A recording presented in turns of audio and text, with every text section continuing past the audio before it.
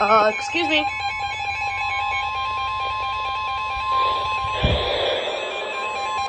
The National Weather Service in Melbourne has issued a severe thunderstorm warning for southern Brevard County in east central Florida, northeastern Osceola County in east central Florida, until 1:45 p.m. Eastern Daylight Time. At 1:03 p.m. Eastern Daylight Time, a severe thunderstorm was located near Camp Holly Fish Camp, moving northeast at 35 miles per hour. Hazard, 60 miles per hour wind gusts. Source, radar indicated. Impact, expects damage to roofs, siding, and trees. Locations impacted include Palm Bay, Melbourne, Rocklet, Coco and Coco Beach. For your protection, move to an interior room on the lowest floor of a building.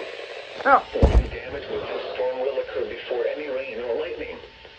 Do not wait for What? the thunder before taking cover. Dude, what the hell?